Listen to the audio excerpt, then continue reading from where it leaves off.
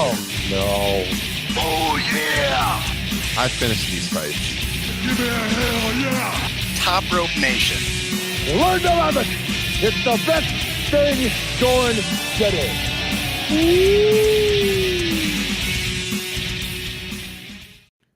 Oh, what's up again, Top Rope Nation? It's Thursday night, another week coming to an end, and it's episode 247 of Top Rope Nation. Ryan Drosty here with Mr. Justin Joint. Kyle Ross is around the world right now. He's over, I believe, in Ireland right now. Let's put another shrimp on the bobby. Yeah. I'm kidding. All of our British friends, I'm kidding. No. Or any of our Australian friends. We do have a pretty good following down in Australia, so don't piss them off. That's good to hear. That's good to hear. Yes. I love Australia, Kyle, although I'd never go there. Too many things that want to kill you. That's true. I've been seeing the pictures that Kyle's been posting, and he looks like he's having a good time. We miss him. I'm sure he'll be back next week, though. But Justin, we're not doing global traveling, you and I, right now. But how's your week going? Yeah, I'm just happy to have survived Tuesday. I was a little worried weather-wise, but by the time the storms got to us, they were basically nothing. I don't know what it is. The older I get, the more I worry about tornadoes. I don't know. Maybe I don't know if that's age or having a kid or what. I'm becoming such a sissy. I also get really freaked out when there's tornadoes in the forecast anymore. I was also pretty panicked. This was kind of the running joke on Top Rope Nation for a while, is that the severe weather was always hitting when we were doing podcasts, and Kyle would be like, "What is going on out there in Iowa?" But it was was it last night? Was it 2 nights Tuesday. ago? Tuesday. 2 nights ago. It's pretty windy here today, but yeah, we thought maybe a tornado would happen in the middle of the night. So, right before I went to bed, I was clearing out some space in my basement. Thought for sure I would have to grab my kids and head downstairs at 1 o'clock in the morning. Luckily, that did not happen. So, no shortage of excitement for Justin and I out here in the Midwest this week. And, we had a watch party last night for Dynamite over on the Playback app. You guys hear us talk about this every single week. It is opening up to the public now. So if you're following us on Twitter, you'll see us now tweet the link out to that if you want to join us. We're doing them usually 3 times per month. A lot of fun. So anyone can join us now. Wednesday nights, look for the links either in our Facebook discussion group or on Twitter. And so, yeah, that was a lot of fun. We haven't done an actual flagship show here for a little while because we did the 2 WrestleMania reviews, and both of those did very well downloads wise. So thanks everyone for tuning into that. But then end of last week, we were pretty burned out from WrestleMania week, doing the preview, doing the 2 nights of the reviews. So I felt like gifting our listeners something, and I sent out the Top Rope Nation Classics from about a year ago. We did on WrestleMania 22, the full show, to our main feed. So if you enjoyed that and you want more of that, sign up for the Patreon page. We're going to be doing another edition of Classics here within the next couple of weeks. Looks like it's going to be Spring Stampede 94. That's winning the vote over on the Patreon page right now. So, Woo-hoo! Yeah, join up, get access to that one and all of the past editions of Classics in the archives, Top Rope Nation Extra. I think around like 75 bonus shows that we have done now for Patreon. So hopefully those of you who are patrons feel like you're getting your money's worth. I think you are. Most of you seem pretty satisfied. We got some great stuff planned on the horizon, and we very much appreciate your support. So I see Michael in the chat. He wanted Mania 17. Yeah, I know that would have been a fun one too. It's a little bit behind in the vote right now, but we did do Mania 3. You guys, it's another reason to check out Patreon. That one released a few weeks back. That's one of the best shows we have ever done. 2 hours and 40 minutes on WrestleMania 3. Yeah, you agree? Oh, yeah, definitely. Good stuff. So all of that linked in the podcast description. So, Justin, I mentioned the watch party we did last night. And, Dynamite was a really good show. Lots of good wrestling. And then that ending. Yeah. Your thoughts? So, initially, I was like, oh, this sucks. This is not good. This is not good execution, I think, most importantly. And then more as time goes by and, I hop on Twitter to see what everybody else is saying, and everybody is just burying it.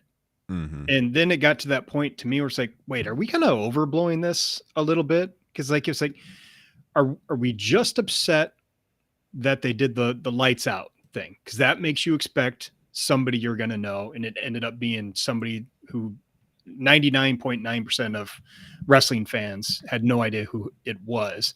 Yeah. Or was it, was part of it also just having a big beatdown after Samoa Joe getting his big moment in the main event? Or was it that was the surprise when, they'd been hyping an overrun? Mm-hmm. My assumption is it's mainly just people are upset that they did the lights out bit. It does seem there are some out there who just didn't like that they did the beatdown. And frankly, the what's the guy's name? Singh? Satnam Singh. Yeah.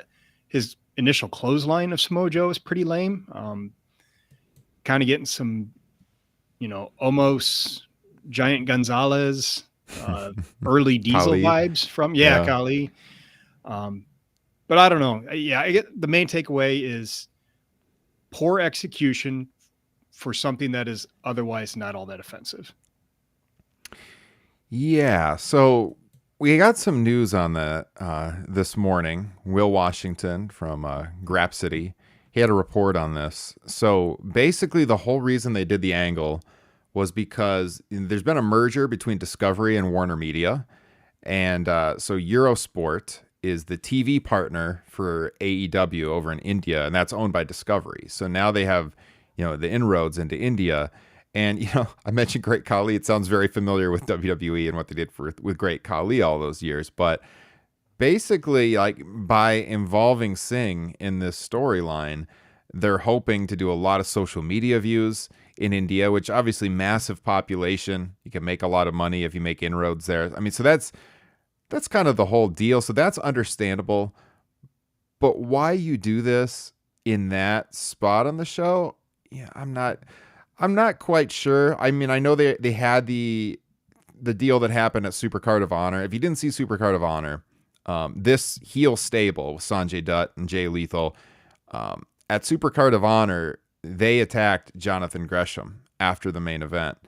And that's when Joe debuted. And Joe came down to the ring and he put Dutt and he choked him out. And that's how the show ended. So now Singh is joining that group. So I guess, if you're going to have Suzuki and Joe in the main event, that's probably where you have to do it. But then at the same time, the way that they built up the show, Tony Khan on Twitter, we got this overrun approved. I think Meltzer had out there that they had up to 30 minutes to do the overrun. Everyone is wanting to see Cesaro come to AEW. So they got the overrun. They're promoting that big time. They do the lights out gimmick. There's just no winning in that scenario. If this is what you have planned and nobody's going to know who it is. I'm sorry. I mean, nobody. I know he got some publicity when he got drafted by the Mavs 7 years ago for being, I think, the first Indian player drafted. He was like a second-round draft pick. But, like, he never played a real game for the Mavs. He played some G League. He played some international ball. I think Netflix did a 1-hour documentary on him like 5 years ago. That's not going to connect with most people. I mean, people just don't know. If you're in that crowd, Justin, in New Orleans, I mean, you're looking at your phone. Like, who is this guy? I mean, I assume everyone, through the tapings or as they were walking out of the arena, they're wondering who that was. They're Googling who that was. Nobody knows. I mean, it completely fell flat. And it's a shame because it was a great edition of Dynamite. I mean, that main event was Suzuki and Joe. I mean, holy hell. I think that actually makes it worse is that they were like literally 3 minutes away from pulling off one of their best episodes ever in the history of Dynamite. And then it just kind of ends with a fart. And, I could actually hear Kyle Ross in Ireland responding to you. Not fucking good, Ryan. It's not fucking good. I just heard, like, in the wind outside my window, I heard a, oh no. It's just Kyle Ross coming from across the pond. Oh man. Yeah. And, I mean, go ahead. Well, I was just gonna say, look, I mean, just wait a week. Yeah. Did it have to happen this week? Just wait a week. Let Joe have his moment. Let the overrun be. You extend the match or something else. But yeah, you just do it next week. Build it up a little bit, and I don't know. It was just a wet fart from an otherwise great 2 hours of television. It really was. It really was. No winning in that situation. Do you think Tony Khan's overplaying his hand with these surprises, or the way that he's a promoter? This is what promoters do. But I mean, ironically, they also said during the broadcast that next week he has a major announcement. And then when you close the show like that, is this a bit like The Boy Who Cries Wolf, where eventually like nobody takes these big announcements as being actually big announcements? I still think it's the execution. Like, do you think the reaction would have been near as bad as if like Jay Lethal had that stupid box where he flipped him the bird? Like if instead of doing that stupid thing, if they've just been on the ramp and all of a sudden the dude comes walking, Singh comes walking from the back, they don't do any of the lights out stuff. I mean, doesn't that almost automatically save the entire segment? Yeah, I mean, with the announcers, who's this man? Who is this big man? And then you just go off the air. Yeah. Instead of them having to explain who this guy is. I agree. That is a great point. Yeah, because the lights out gimmick, that's been around in wrestling for a while, and when that happens, you expect something big. Yeah. Yeah. I mean, I think I'm pretty sure you, me, and at least one or two other people on the watch along yesterday, we were all like, "Oh, it's Claudio. It's Cesaro." I mean, who else could it be? Yeah. And then it's somebody we never heard of. Yeah.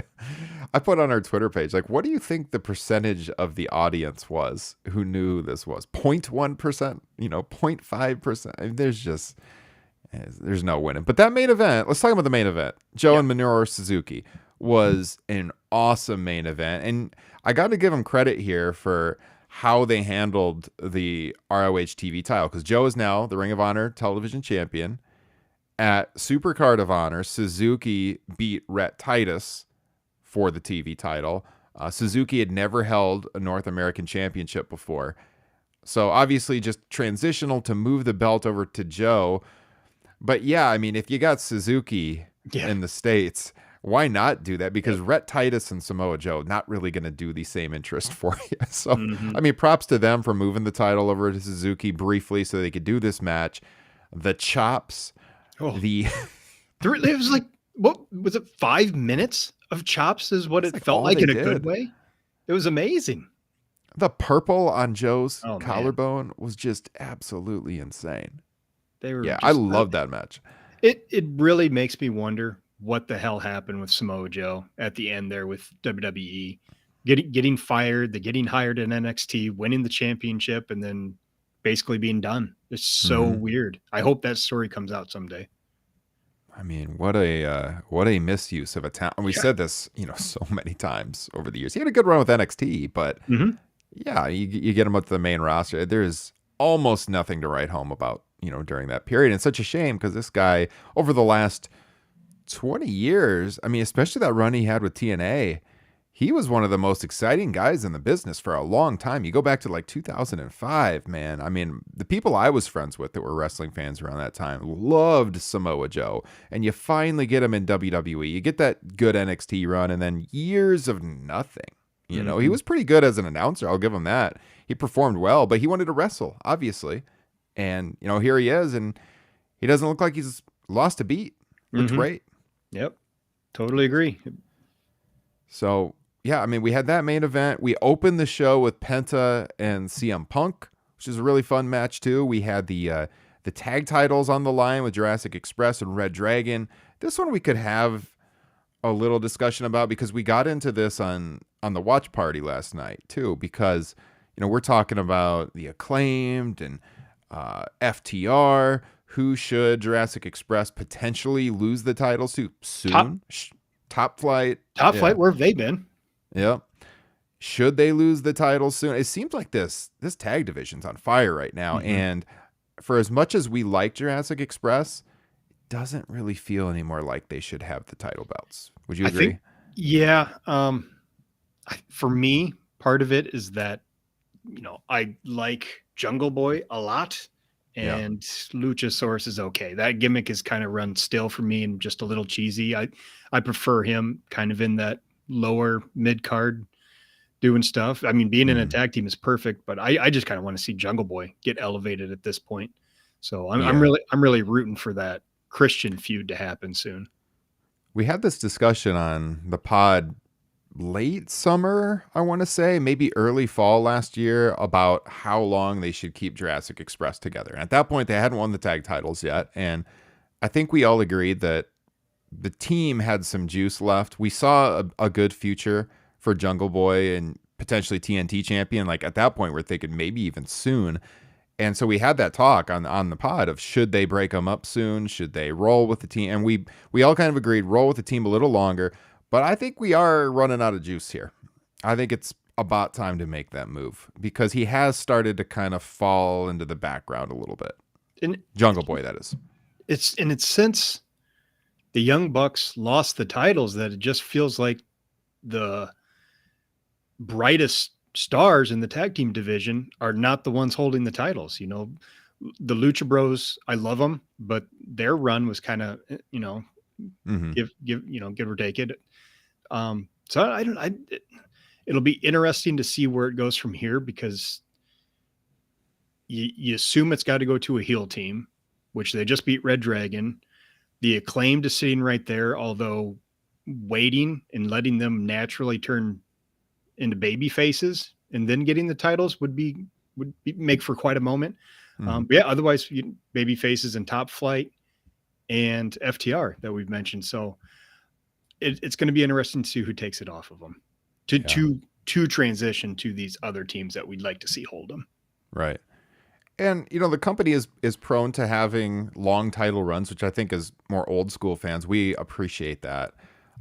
And, when Jurassic Express won the belts, there's no doubt they were primed to win them at that moment in time. They were very popular, made all the sense in the world. We were happy to see it happen. It's just, it feels like it's time. It's time to move on now. There's just too many things going on in the division that are so good that you want to see someone else get that spotlight now. So, I don't think it's too soon. I think you move on at this point. And we'll see where they go. But there's a lot of options. This is what makes it good. Tag team wrestling has become such an afterthought in the last 15 to 20-ish years in major North American promotions, namely WWE. Yep.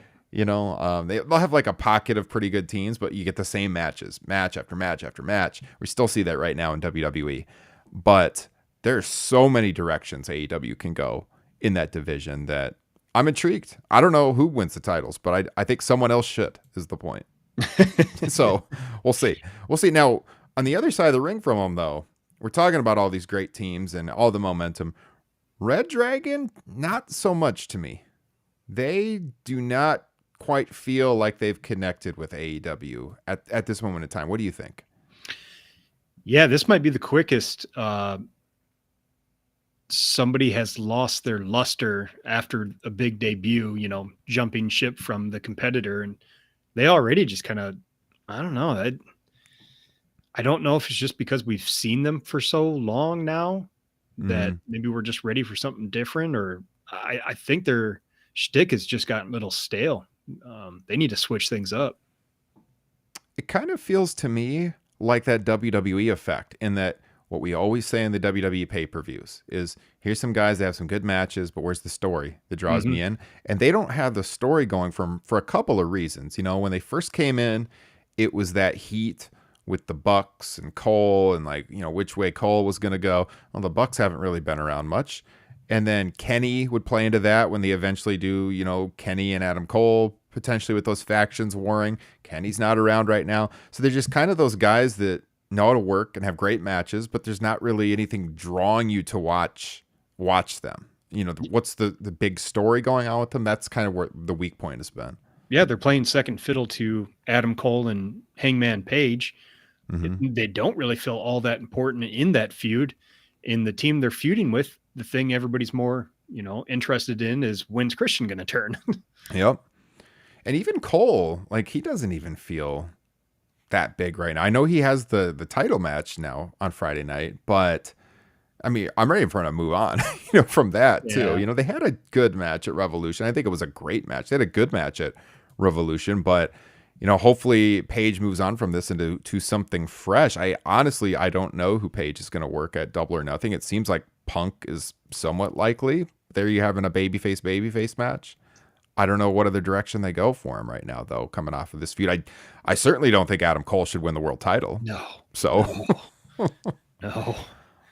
so I don't know. We're going to be there in Vegas. I'm not quite sure who Paige is going to be working. Do you think Punk is the most likely right now?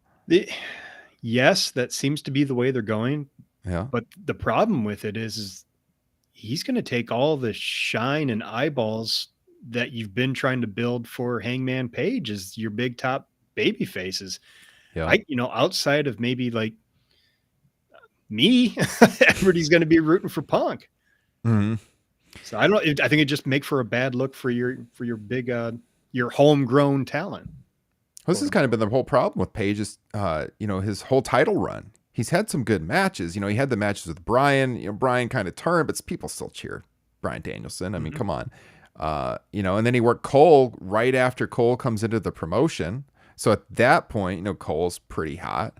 So he kind of has felt like an afterthought in his feuds as champion. Unfortunately, we didn't expect that to happen. Everyone was so jacked for him to finally win the world title. But this was also the problem of when he got the title, because there was so much change happening with the promotion at the time. We had all these discussions on the pod at the time about, Hangman Page has been the potential destination here for Kenny to lose the title to. But boy, you could sure make an argument that it should have been Bryan Danielson at the time. And then Bryan could have dropped it maybe to Page at Revolution or something. And so there was so much thrown at the promotion at that time, late summer, early fall.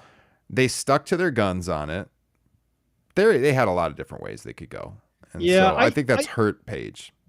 I'm glad they stuck with their guns. I think we will look back on this title run fondly years from now, just like we have with, other guys who maybe in the moment their title run doesn't feel all that important. Mm-hmm. But I think the story they're doing with him is really good, where to get the title, he had to believe in himself, and he's still working on that confidence of being the world champion. You look at that Lance Archer feud. When the Texas Death Match was brought up there, he acted scared. But now he's got the confidence. And when it was brought up to Cole, he was like, we're doing a Texas Death Match, with authority. He was all about it. So I like those little details that, if you're paying attention, stuff pays off.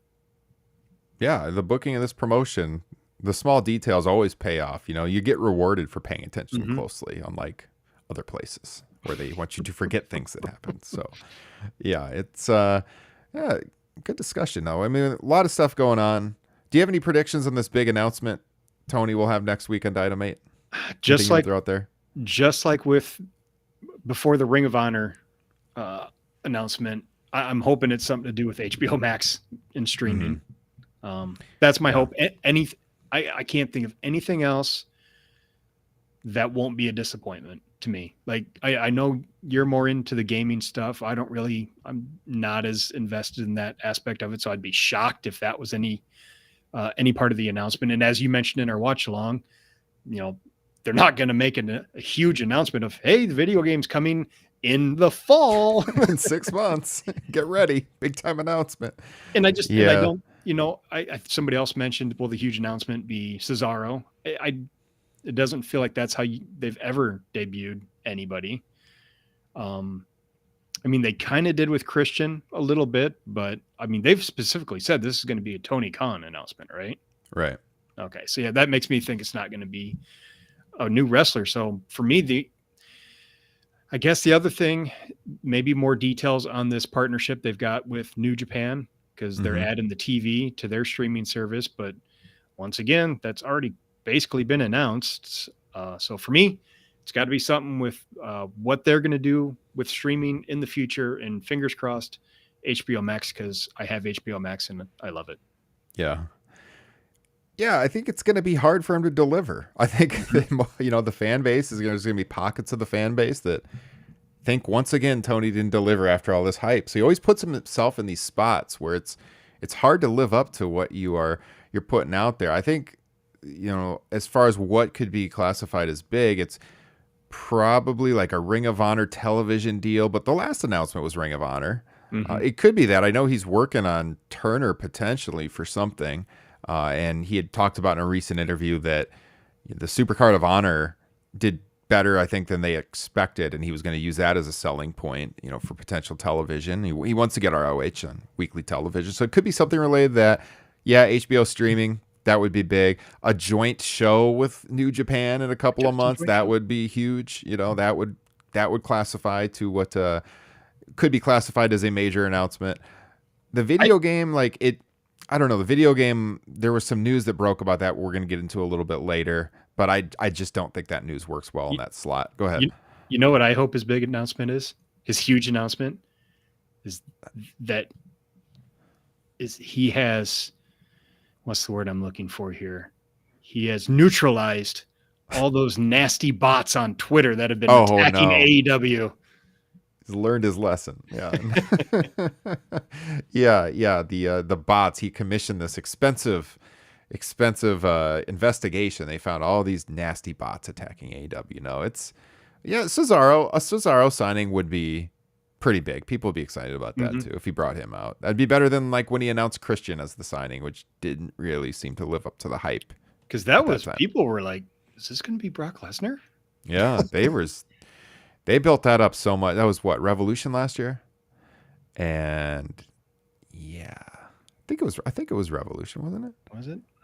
Which was the same show that they botched the deathmatch finish, unfortunately. A really good show, though, other than that.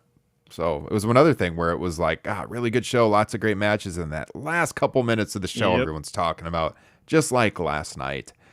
Before we go any further, guys, let's get some housekeeping out of the way. By the way, I mentioned WrestleMania, our 2 nights reviewing both nights of WrestleMania 38. Did really good in downloads. I would appreciate everybody who tuned in for that. And if you're still with us and you haven't, please hit subscribe. Every time we get new subscribers on the podcast feeds, it helps us with the search algorithm. So whether you're on Apple or Spotify or Podbean or wherever you're getting your podcast, please subscribe.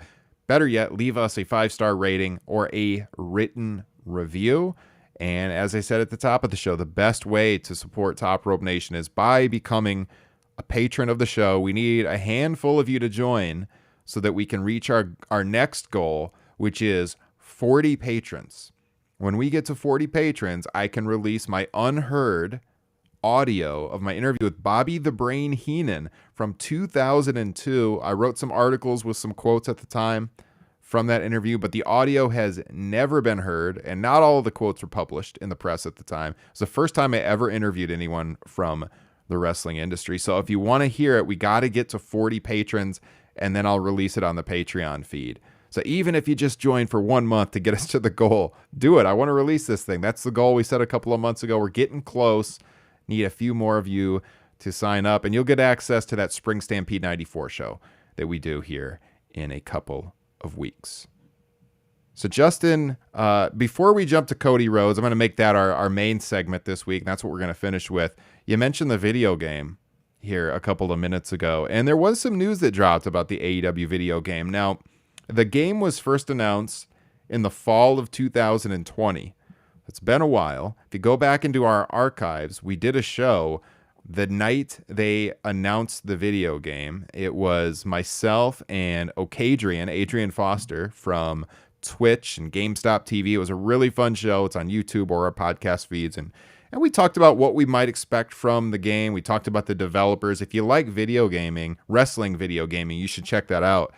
But the news that we have been told here over the last 24 hours or so is that the working plan with AEW backstage is they want to release this game in September of this year, and that's earlier than most people thought. I think most were expecting maybe Q1 of 2023. The development's been very slow on this, but it's always slow when you're doing the first game in a series because, you're building it from the ground up. They really want to get this right. Kenny Omega has kind of been the point man on this project. Kenny is a huge gamer, if you didn't know that. And so he's had a lot of input on the game. But apparently they have a video game developer lined up, publisher, I should say. They have a publisher lined up. You need the publisher to release the game. So that's what we were toying with this idea. Would that be the big announcement? They reveal the publisher. I just don't think that that's going to connect with the audience. But it is a huge story, though, to get the publisher and to have that in line. Apparently they have someone, and they're planning on September. Now, plans can always change, especially in the video game industry. I was talking with a buddy of mine today. I will never forget the summer of '98 when WWF Attitude was supposed to come out, I believe in June that year. And I was, finishing up, getting ready for, I think, freshman year of high school. And I'm like, I got all summer to play this game. I cannot wait for this game to come out. And then they delayed it 2 months and it came out at the end of the summer. I was so mad. It's like, no, I'm going to be back to school now. I won't be able to play it all night. And so, like these games, they can still hit delays. We don't know for sure. But apparently, like backstage, that's the word. That's the working target, is to release it in September. So way earlier than we thought. And the reason like this came up is apparently, some of the roster moves of late and the theme song changes and stuff, they're like up against the deadline where they can make it into the game, because WWE 2K22 just came out a few weeks ago and there's tons of people in that game who've been released since, so they have these deadlines months before the game comes out. And apparently like they're at the deadline now for people that are going to make it into the game and the theme music that's going to make it into the game and so on. So, we're getting close. Kenny has talked about there's going to be a story mode in the game. We've been told over the last few months, that the game is probably going to resemble like the Revenge, No Mercy, WrestleMania 2000 games. They've got the director from WWF No Mercy back in the game. He is working on this project. They've got Ukes, who worked on the early SmackDown games for WWE. So it is going to have definitely kind of a throwback feel to it. And I mean, a lot of people are really looking forward to this game. I am big time looking forward to it. We might get it sooner than expected. So that's the news going around right now. Kenny did an interview with Wrestling Observer Radio and our good friend Garrett Gonzalez a couple months ago, and they were talking about it. And he admitted on that interview that, look, this game, it can't compete with 2K22. Like visually, it's not going to look as good as that one. It's probably not going to have as many options. But what they want to deliver is a game that you can pick up and play and have a good time with. And, Justin, you played games back in the day, and you know that you'd have these sleepovers in junior high, and like it didn't matter if people were wrestling fans. Everyone wanted to play Revenge. Everyone absolutely wanted to play No Mercy. And if you have a game that's easy to pick up and play, that can serve as a gateway, right, to get new fans. All my buddies who weren't really wrestling fans, who only would watch because I'd make them occasionally, they all played and loved those games. Mm-hmm. Same. And it made people like aware of, even if they weren't watching the product, they knew who some of these names were, and maybe they would like tune in casually here and there. And so like Kenny realizes how this could be a gateway to new fans and open up new markets and stuff. And so, yeah, I'm looking forward to it. It's going to be a huge moment for the company. I don't think it would qualify in TK's announcement next week, but we'll see. We'll see. It's big news though. When I saw that, I was pretty excited, and I'm sure some of you listening were as well. So let's move on to Cody Rhodes, Justin Joint. Cody still making all of the headlines in WWE. Now he's about 2 weeks into his run, so it hasn't been too long, but he's made a lot of television appearances. And I don't know about you, but we've been pretty negative on WWE in recent months, maybe recent years, but other times we've been very positive on WWE. It just depends, what they're doing. They've deserved the criticism in recent years. But for me, when I'm checking out WWE television right now, it's mostly to check out Cody. Would that be the case for you? 1000%. I watched the Raw after Mania just for Cody. As soon as he was done, turned it off. Don't care. Just want to see what they're going to do with him. He's become must watch TV, if only because of something I saw you have in the notes there that they're doing with him. Yes. What's interesting about this is you see all the warring factions on social media, the WWE fans, the AEW fans. Now we wouldn't like align ourselves with those factions. We're professionals. We just criticize and we praise what deserves to be criticized and praised. We want both promotions to be good because we do a podcast and we would like to have a lot of good stuff to talk about. So what's interesting about Cody, though, is, you see all these discussions going on and people saying, oh, look how dumb AEW is that they let this guy get away. And he's a bigger star in WWE than he'd ever be in AEW, you know, all this stupid stuff. But the thing about it is everything that is working for Cody right now is basically giving credence to the success of AEW. Like, it is legitimizing AEW. Everything about Cody, from his theme song to his logo to his ring gear, just his look in general, that none of that is a WWE creation. So when the crowd reacts to him louder than anybody on the WWE shows, which is the case right now, what does that say for WWE? Because they're reacting to something that wasn't created under their umbrella. It shows you that Cody was right to bet on himself, and he created this character himself. Also, what does it say about the WWE theme song department, by the way? That Cody, like, by far has the best theme song on the roster. And that was not created by WWE. You know, that was that downstate band that created the song. And it's by far, I've seen like comments on social media about, oh man, Cody Rhodes has the best wrestling theme already. And like, already, he's been using this theme for years. Where have you guys been? You know, but it's the theme he was using on the independents and then with AEW, and he brings it to WWE. It's the best theme song in the company. And so it shows that Cody knew what he was doing. But like, how long, what I'm interested in, maybe a little sadistically here, is like, how long does WWE let him be elevated above their own creations? Now, it's to their benefit to elevate him and to continue to push him. And to their credit, they are letting him be like the prime thing on Monday Night Raw right now. But we also know what the history of this company is.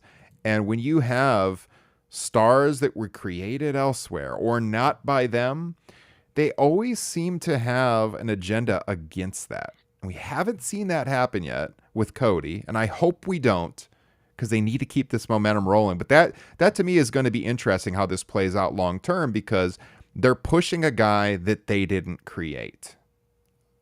What are your thoughts on that, Justin? Yeah, that was, you know, all the excitement. It was basically a sure thing, at least as far as you and me were concerned, was that he was going to be at WrestleMania to be Seth Rollins' opponent. Yep. The big question was, what was he going to look like? Were they going to let him have the music that says the word wrestling at the very beginning of the song? And they did. As you said, they let him do the Cody Rhodes package from the quote unquote indies, the thing that he built himself. And is, you know, I totally agree with you, is the big question mark. How long does it at least appear on screen that he is having some creative input, or at the very least, how long does he, or is he able to come off as this kind of outsider compared to with all the other guys? And I think the big factor when it comes to that is how long before he gets his title shot. You know, they gave us the Rollins match at WrestleMania, which was good. Although, as mentioned in the review, I didn't like that it felt like the third match in a trilogy.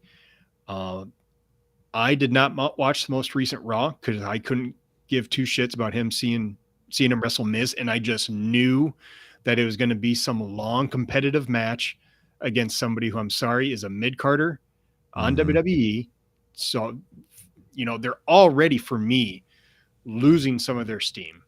I'm pretty sure at WrestleMania Backlash, he's going to have the rematch with Rollins. Now, things get interesting after that, because I believe after that is Hell in a Cell, and that's in Chicago, which is known for a hot crowd. So, you know, and after that is Money in the Bank, which is at Allegiant Stadium in Las Vegas, a big stadium show. I think they have to pull the trigger on him being the one to dethrone Roman Reigns, even if it is just for like 3 or 4 months, and those dumbasses want to put it back on Roman so that The Rock can beat him at WrestleMania 39 or whatever dumb shit they're going to do there. My personal opinion, Roman doesn't need the title anymore. He's a big star. I would love to see Roman versus Rock at WrestleMania. Doesn't need to be for the title. They can just do it for who's the big chief or whatever. And yeah, let's give Cody that big title run. I was trying to see what in the next 6 months, if they're running any big Madison Square Garden shows, because that would be a kind of a cool place for him to win the title. But they have beaten me down, they as in WWE.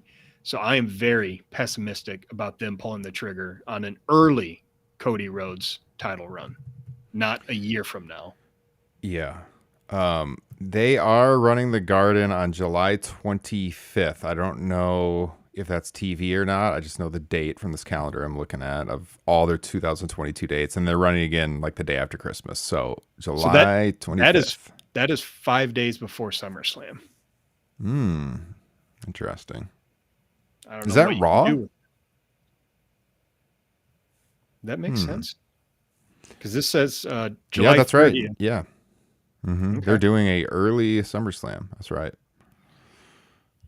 So that must be Raw then, right? Is SummerSlam on a Saturday? It must be. It's got to be. Yeah. So July 25th is a Monday. So they're probably not going to do that because I'll have a big match for SummerSlam schedule. But I agree with you, and I think I'm glad you agree with me. Was that the show you were on? Was that our night one review where we brought this up? And I think I said to Kyle on that show, I think they got to have Cody challenge sooner rather than later. And I think I said, out of necessity, who else do they have? Mm-hmm. And I even said kind of what you said, that I think he's got to win the title to legitimize him. I think you got to have a new top guy. Roman has run through everybody over the last couple of years. He can't hold the title all the way until next WrestleMania. It'll just be too stale. It's already stale. Mm-hmm. You got to do something to shake it up. And Cody's the hottest guy in the promotion outside of Roman right now. And, if they keep rolling with it, again, it's going to be interesting because he's not a WWE creation. I mean, okay, look at Raw. Who feels like a bigger deal right now, Cody Rhodes or Kevin Owens, who just worked with Steve Austin? Who is now working with Ezekiel. Yeah. I mean, come on. Exactly. Like Cody is the biggest thing going. Again, he's not their creation, but it's working, and you got to roll with the hot hand. And he's got so much momentum right now, man. And if they can continue, now I agree with you. When I saw he was going to work Miz, I was a little worried because, Miz was world champion on WrestleMania 11 years ago. He has been around so long. Doing mostly nothing. Now we gave him big props. God, this was 4 or 5 years ago on this podcast when he was doing the great heel work. It was a long time ago. But since then, he definitely is solidified as a mid-carder. Rollins, I hate the character he does right now. When he came out Monday night for that match and did the dancing and the freaking laugh, I'm cringing, but you know what? A lot of the audience likes it. I mean, they sing along to his theme song. So what I don't like it's like channel changing heat to me. But hopefully he moved to the other side of the Quad Cities. We don't want him to be associated with Iowa anymore. Yeah. So, but I mean, Rollins is a star. He's a bigger star, on the tiers than the Miz is, I would say. And so, yeah, he debuts against him. They have a pretty good match. He wins clean. They're going to have the rematch. They better not pull that 50-50 shit here. Cody better beat him. They better not have Seth Rollins win that match. The match he had this week that you said you didn't see yet, Monday with The Miz, was not great. It was very WWE style. There was a lot of rest holds. There was chin locks. There was headlocks. He won clean, at the Crossroads. Got a great reaction when he came out, but it was not the most exciting match. So, and I knew that's you just knew that's what it was going to be. And that's why we keep banging the drum. They've got to pull the trigger soon. Strike while the iron's hot. He is a big deal, and you can make him an even bigger deal by beating Roman. And why not? You've probably got him locked up for another 3 years or whatever. So you're gonna make a lot of money. Make another star. I dare you, Vince. Plus, it's the story that they're running with. I mean, the first promo he did was about winning the world title, so why not? That's if they do it 6 months from now, 8-9 months from now, people. I mean, wrestling fans got short memories, man. They might forget, especially in WWE, where they want you to have a short memory. Like if they're going to introduce that as the rationale for why he came to the company, man. You gotta pull the trigger. I think you got to do it. We'll see, but I'm intrigued by it. You definitely, I mean, would you agree you cannot wait any longer than SummerSlam? SummerSlam is the deadline. I was going to give you an over-under using SummerSlam tonight, like SummerSlam or before or after SummerSlam, and I agree. That is the absolute latest you can do it. Mm-hmm. But they got, intriguing options before then because they've got, as you mentioned, Money in the Bank in a stadium. They've got, was a Hell in a Cell in Chicago, which is going to have a hot crowd, and Cody's, bet in front of the Chicago crowds a lot. I don't know. Will they be booing him by then? That's the only worry in Chicago. I think it means that I would be willing to bet, it'll be a much more pro WWE crowd that would just be happy to see him compared with all the other WWE guys they've been seeing for the past 10 years. I'd be willing to bet he gets a good reaction. Yeah, most likely. Crowd hasn't turned on him yet. Not showing any signs of turning on him so far. It's working. So, yeah, go with the hot hand, I think. It'll be interesting to see what they do. But so far, Cody's 2-week run with WWE is going well. He's worked with people that are his friends so far. And I almost wonder, did he request to work with The Miz? It's possible. And they go way back. They've been good friends. He's been friends with Seth. So, so far he's worked with people he's very, very familiar and comfortable with. We'll see how that changes when he gets in there with people that he hasn't been in the ring with before. There's a lot of them there now. So we'll see. But you guys let us know what you think. Should they make Cody Rhodes WWE champion by SummerSlam? If not earlier, you can comment on the YouTube video. Send us email, topropenation@gmail.com. We'll read them on the air next week if you want to send us a long form response to that. Or, of course, you can get involved in the Facebook group. Search Top Rope Nation Pro Wrestling Discussion, or the link is here in the podcast description. Justin, I think we hit all of our topics we had planned. Did you have anything else you wanted to get to tonight? Because no, man, we rolled through that. This 50 minutes felt like 10. Yeah, I think that's a good sign. Yeah, it was a good show. Good show. Hope you guys enjoyed it. I appreciate everyone who joined us on the live feed here Thursday night. If you want to join us in the future, subscribe to the YouTube channel and turn on the alerts so you know when we go live. But it is usually Thursday nights. Next week, we will have Kyle back on the podcast. Probably the week after that, we'll be releasing that classic show on Patreon with Spring Stampede. So a lot to look forward to over the next few weeks. Oh, and by the way, if you're going to be at Double or Nothing weekend, it is confirmed, Justin. We are booked. We're going to be doing a show at the Wynn Casino in the Blue Wire studio. Oh boy. Yes, indeed. So if you're around, let us know over in the Facebook group. Send us an email. Get some fans together to watch the show from behind the glass there in the lobby of the Wynn Casino. Justin, that will be the moment in time where we look out and it's like, we have made it. Here we are.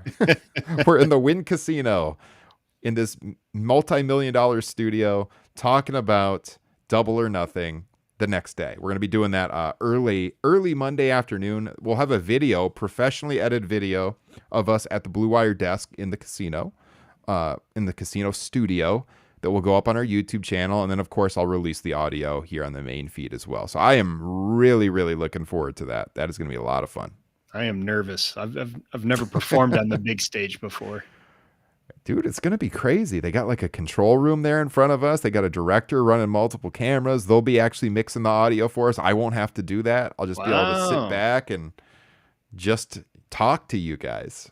So, dude, it's going to be awesome. It's going to be great. So, looking forward to that. Of course, thank you to Blue Wire for supporting this show ever since we signed with them back in early 2020. They've given us a lot of opportunities that we wouldn't have had otherwise. We're very thankful for that and can't wait to check out the studio in person. So, everyone, thank you for joining us for episode 247.